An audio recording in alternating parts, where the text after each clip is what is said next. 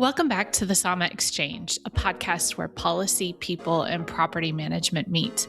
This episode was recorded live at the 2025 SAHMA Leadership Conference, and honestly, it may be one of our most entertaining interviews yet. Our guest today is Tony Jones, Vice President of Operations at Community Management Corporation and a longtime leader within SAHMA. Now, before we even got into the heart of the conversation, there was a little chaos happening next door.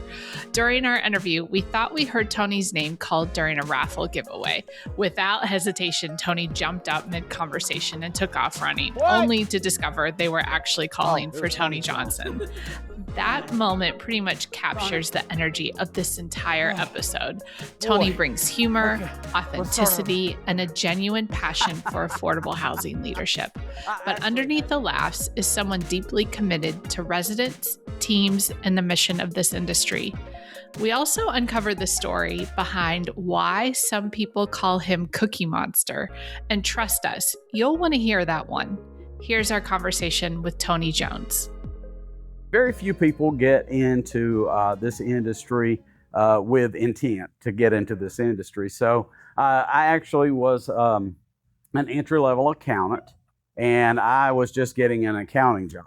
So that's how I got in, and it was actually an accounting job, entry-level accounting job with a company that does affordable housing. So that was December of 1993, and I'm still here.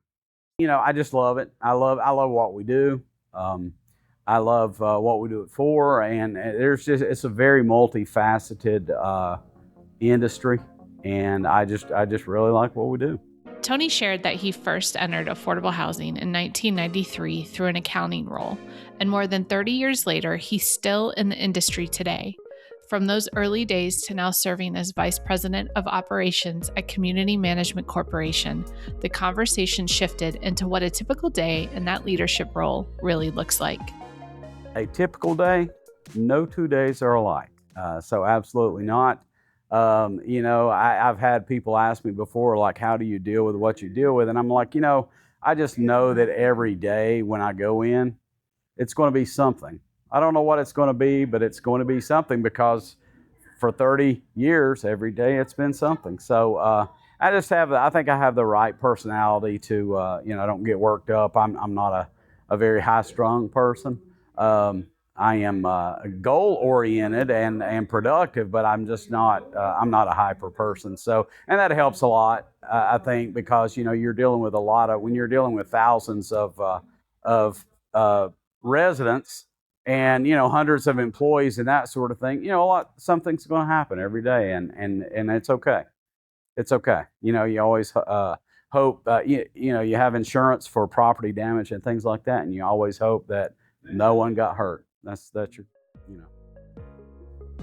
As Tony just explained, no 2 days are ever really the same in affordable housing operations. And after more than 30 years in the industry, he's had a front row seat to just how much the landscape has changed.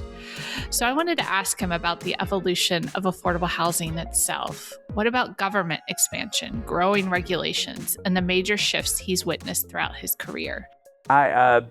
Just how I don't want to say complicated, but it's expanded so much that it used to be that we dealt with in the 1990s we dealt with HUD and we dealt with rural development. It was called Farmers Home at that point in time, but you had two agencies that you dealt with for the most part. And there were those two programs, and then it evolved into the low-income housing tax credit came along, and then you had that, and then it's just grown from there, and it just it doesn't add, it multiplies. So in the last 30 years, it's just unbelievable. How and I love like organizations like SAHMA that we're here for.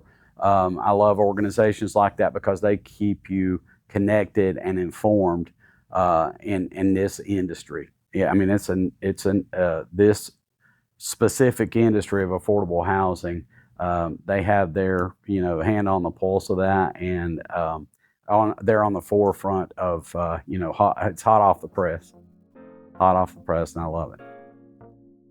Affordable housing regulations and compliance requirements have expanded dramatically over the last 3 decades. I think we can all agree on that. In an industry that's constantly evolving, staying educated isn't optional.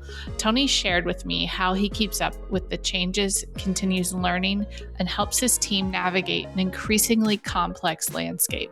Wow, that's a great question, and there's not I don't know that I have one particular answer, but just staying connected and staying networking with the people that are in the know, the people that are on the higher level of educating and disseminating the knowledge from the regulations and things like that. I've gone to these conferences every year for my entire career, and they're always just cutting edge on letting you know what this is what's coming. This is what we're hearing, and you hear it like you come to this conference, you're going to hear what's coming, and maybe 2 or 3 years down the road when it actually gets here. But by that point in time, you're going to be hearing what's coming. So and it all does eventually happen, but eventually. Hurry up and wait. I love to think about it as hurry up and wait. Yeah. Tony talked about 2 of the biggest ways he stays ahead in affordable housing: staying informed and staying connected. Conferences, networking, industry conversations, they all matter in a world where regulations and requirements seem to change constantly. And then, of course, the conversation turned to HOTMA. Tony jokingly asked if I even knew what HOTMA was, as if anyone even remotely connected to affordable housing hasn't been hearing that acronym nonstop lately. So naturally, we dove just a little bit deeper into one of the biggest topics impacting the industry the last few years. I didn't know if you knew what HOTMA was. So yeah. So I always do. So I'm a musician, and I've always music is a very big part of my life, and I grew up playing and singing and that sort of thing, and so I always like to. In my head, I'm always, and of course, this drives my lovely wife of 36 years crazy, but I always hear songs in my head. So yesterday, I'm in this session, and the panel that was up front, they just really got tired of hearing HOTMA, just over and over and over. And so I have some new little grandkids in my life, kind of sudden grandkids in my life, and one of them loves the song, "We Don't Talk About Bruno, no." And so, I was, of course, in my head, I'm in there and I'm like, "We don't talk about hot mama," and so I'm like, I gotta write that, so, I'm like the Weird Al of affordable housing. After joking that he's basically the Weird Al of affordable housing, Tony actually sang us a HOTMA song, which is definitely a SAHMA Exchange first. But underneath the humor and personality is someone who genuinely cares about people. That became especially clear in the next part of the conversation, when Tony shared the surprisingly heartfelt story behind how he earned the nickname Cookie Monster to some people in his life.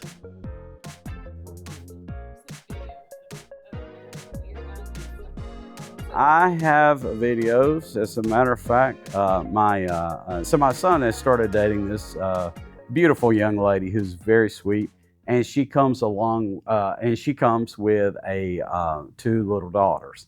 And so I have adult sons, and so I didn't know about girls. I don't know about little girls.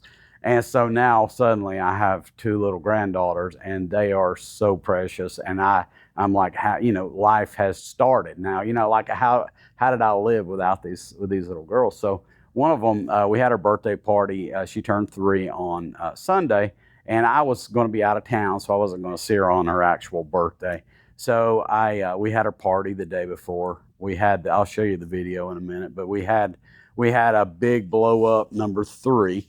And it was in my garage, when I was packing my car to come down here, and it was kind of left over from her party, and it was up there on my work counter, and And so I love to do impersonations. So I always like to do like Sesame Street characters. I do all of them, Ernie and Bert and Cookie Monster and all that.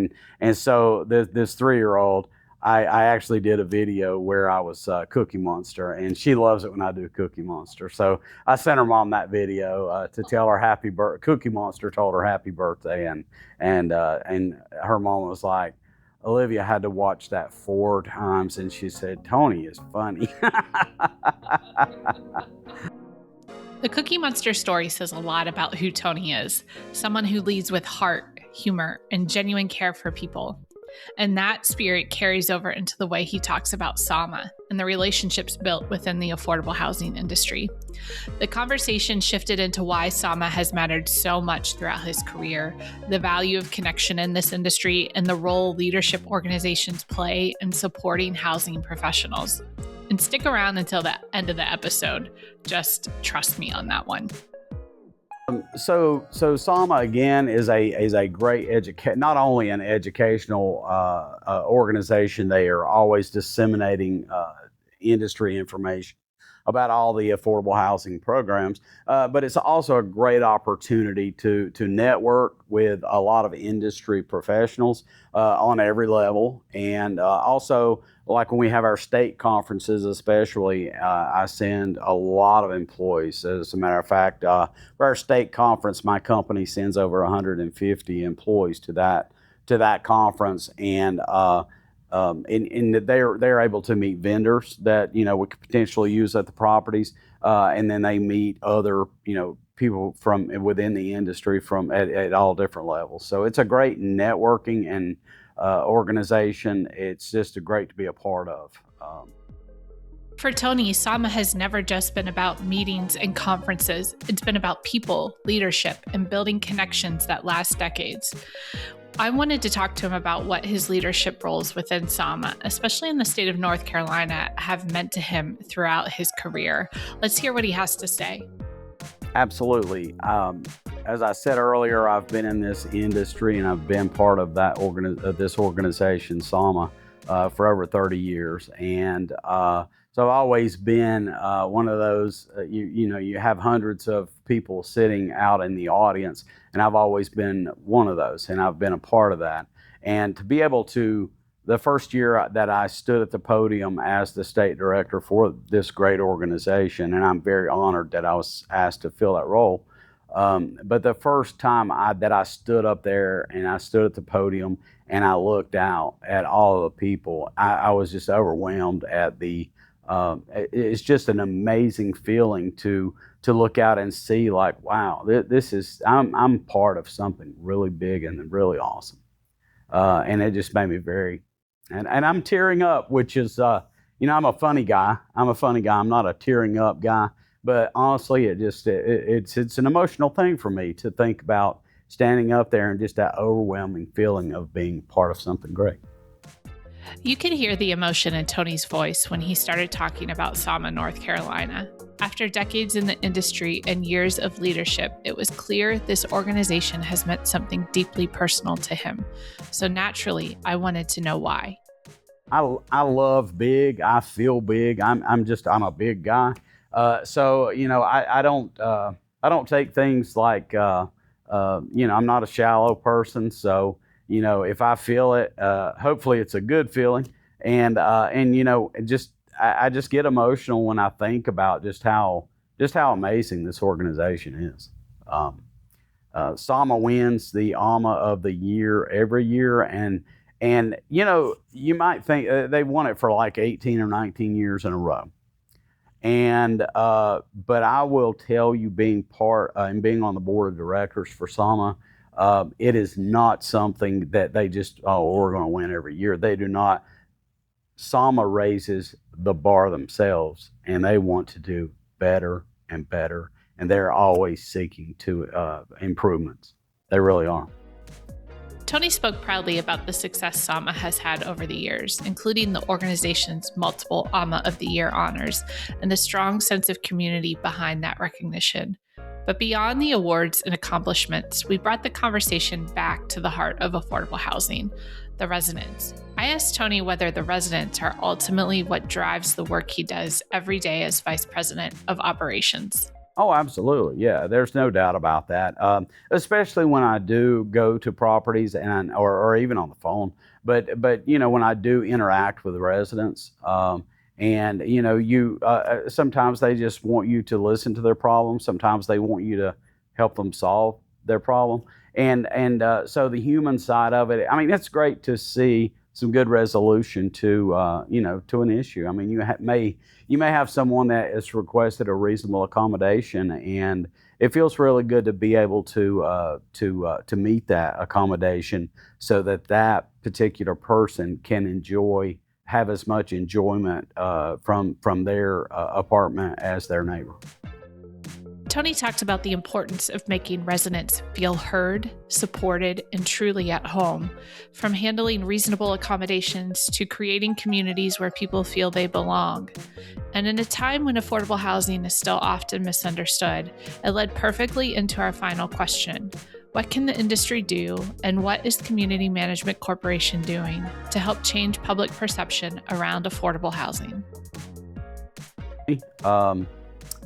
And I'm putting some thought into my response because, there is a stigma with low income or affordable. We call it affordable housing, but there is definitely a stigma there, and it's very challenging sometimes when you go to develop a new property or put a property in a certain location of a town, and you might have opposition. We don't want that here, that sort of thing. But one thing that I take a lot of pride in is my company. We do affordable housing, right? That's why we're part of this organization, and this organization helps you be able to do that. But we're definitely raising the bar for affordable housing, and I promise you can come to a lot of not every property, but you can come to a lot of my properties, and you are not going to know that you are at an affordable housing community, and that's very important. I don't think if you drive through and you're like, oh yeah, that's affordable housing, that's not good. Let's raise that bar. Let's make it look like it belongs here. Thanks for joining us for this week's episode of the SAHMA Exchange, a podcast where policy, people, and property management meet. A big thank you to Tony Jones, Vice President of Operations at Community Management Corporation, for bringing not only insight and leadership to the conversation, but plenty of laughs along the way too. And as promised, we do have one final special guest to close out today's episode. I'll let Cookie Monster take it away. We'll see you next time. We don't want to talk about HOTMA, HOTMA, HOTMA. That's all anyone talk about. HOTMA, HOTMA, HOTMA. We don't talk about HOTMA, HOTMA, HOTMA. Okay?